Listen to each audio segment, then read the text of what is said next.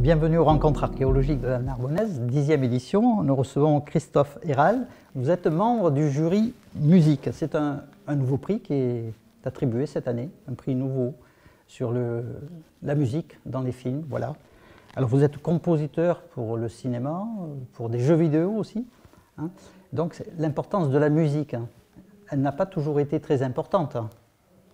Alors tout dépend en fait. Tout dépend parce que, bien sûr, au tout début du cinéma, il n'y avait pas grand-chose à part, le bruit du projecteur.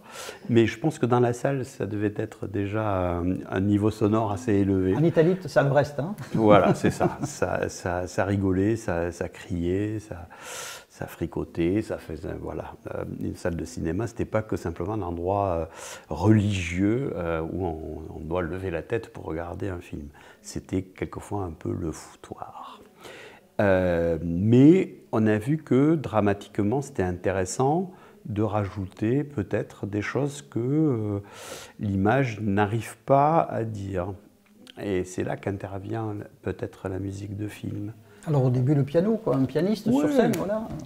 C'est surtout le point d'ouïe, c'est-à-dire comment, d'abord la question que moi je me pose tout le temps quand je dois travailler sur un projet, c'est et pourquoi je dois faire de la musique? Tant que je n'ai pas répondu à cette question, je ne fais rien.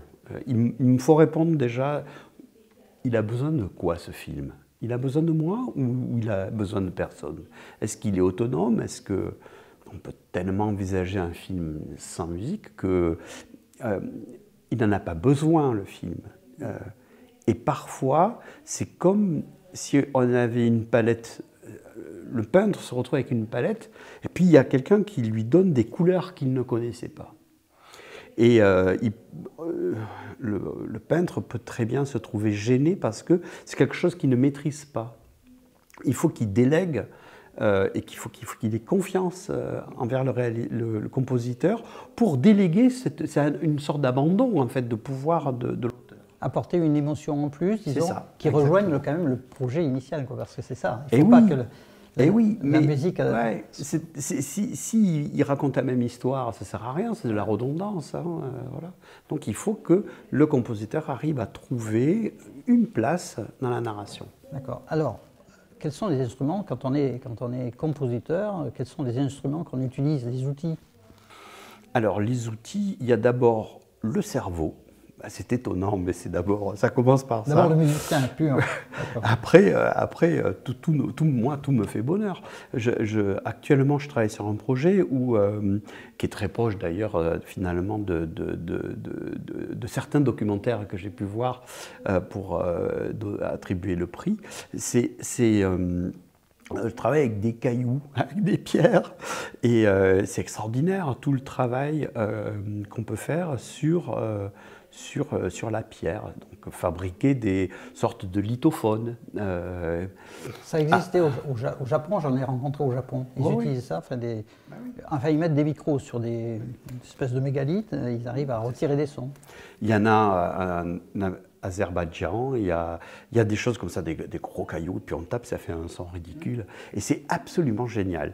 Voilà, donc ça, mais sinon ça peut aller jusqu'à l'orchestre. Oui, donc ce sont des captures de son, en fait, hein, qui ne proviennent pas d'un instrument classique purement. Oui, mais ça peut partir du caillou et passer... Par exemple, on a enregistré dernièrement, j'ai dû écrire pour un instrument qui s'appelle le phone.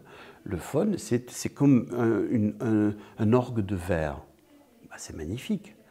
Donc avec des résonateurs en plus, des structures bâchées, tout ça. C'est un truc hyper intéressant. Et moi, j'aime donner comme ça des sortes de challenges en me disant « Ah, est-ce que je vais pouvoir écrire ?»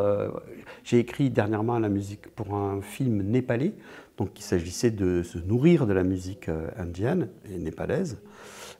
Juste après, je devais écrire de la musique baroque, donc qu'on va enregistrer au mois de décembre. Alors évidemment, la programmation informatique est incontournable là. Oh bah oui, parce que tout va très vite et surtout c'est qu'au niveau de la réalisation ou de la production, les gens veulent écouter déjà comme une sorte de croquis. musicale. Voilà. Donc tant qu'ils savent qu'après, ça va être magnifié, oui, ce sont des maquettes, quoi, sublimé par l'orchestre, bah, ce sont des maquettes. D'autant que maintenant, il y a les échantillonneurs, donc vous avez un son réel, quoi, presque de... Oui, après, c'est comme si vous vouliez faire un film qu'avec des diapositives, que vous prenez comme ça dans une banque. Bon, il y a l'écriture, mais n'empêche que les sons sont quand même pas extraordinaires, parce qu'il manque, vous savez quoi, notre propre abandon. Je vous ai parlé tout à l'heure de l'abandon du réalisateur envers le compositeur. Il faut qu'il cède une part. Eh ben, le compositeur doit avoir un abandon et espérer que le musicien qui va l'interpréter va la sublimer, cette écriture. Parce que c'est de ça dont il s'agit. C'est de l'humain à tous les stades. C'est comme une discussion que nous avions tout à l'heure avec des scénaristes de bande dessinée, ce qu'ils sont capables de confier au dessinateur, et vice-versa, comment le dessinateur, il y a des compromis à faire. Exactement. Voilà, pour le même album, quoi. Oui. Voilà, c'est ça. Et alors, il y a un personnage qui est dans la musique de film, Ennio Morricone, par exemple. C'est vrai qu'on a beaucoup parlé de musique de film à travers lui. Enfin, il a été un peu un déclencheur, un éveilleur de l'importance des musiques de film. Parce que aussi, et Sergio Leone est là pour ça, on lui a donné de la place. Parce que d'un coup, le réalisateur a dit, ben voilà donc un compositeur qui finalement a fait de la musique pour le cinéma, mais par ailleurs aussi a fait de la musique pour la musique, de la musique de scène, et quelquefois même expérimentale.